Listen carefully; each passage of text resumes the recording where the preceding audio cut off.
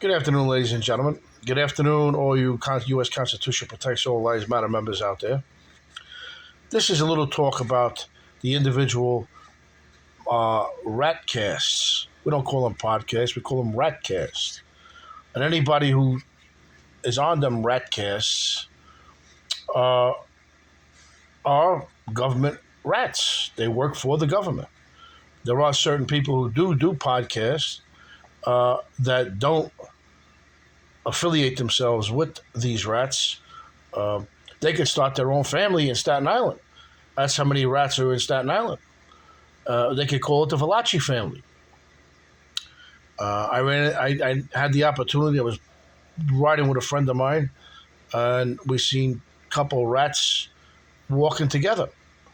Couldn't believe it, but they were probably scheming and scamming for the Cointel Pro Project M informants program, which, as you know, the FBI, SIA, and the Federal Bureau of Prisons cultivates them, which was used on January 6th and on Donald Trump, and also the Case Act program from the New York State prison system.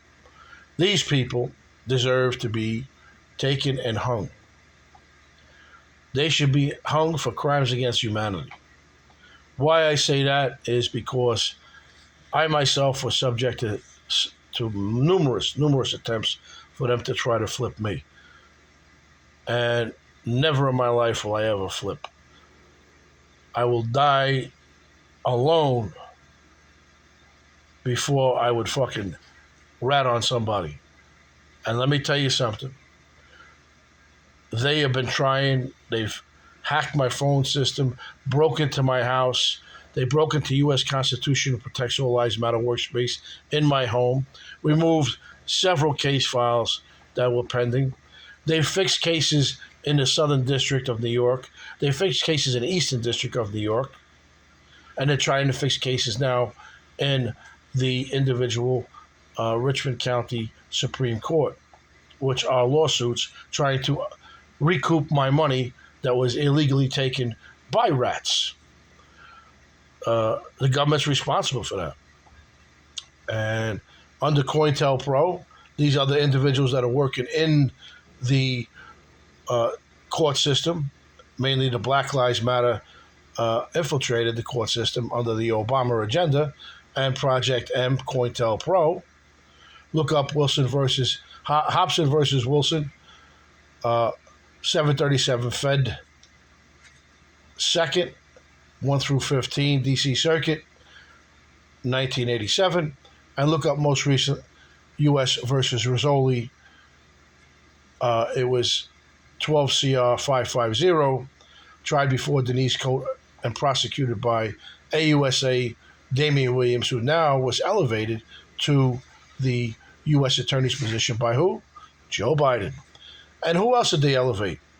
They made Valerie Caproni a federal judge in the Southern District of New York. The same person who had a 15-year-old person murdered in a pizza parlor in Brooklyn.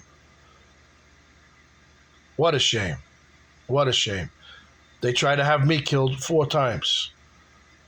4 times. The last time was in a hospital when I was undergoing surgery. Thank God I was coherent enough for the 3 black ladies that came into my hospital room while I was under sedation and trying to inject a 3-inch syringe full of liquid, which they said was a lot of my pain medication, and 2 other syringes. Can you imagine 3 inches of Dilaudid, a very high potent pain medication? After you get finished with the first inch, you're dead. So again, this is what we have to go. It is on the records in Staten Island University Hospital. Thank God that my doctor was well aware and gave me a copy of my time, date, and when I was going to receive such medication given to me. Thank you, Dr. Jonathan Rizzoli, and thank you very much everybody else out there in the hospital who was protecting my interest as a former U.S. Navy member who served overseas and worked in different capacities. Thank you very much.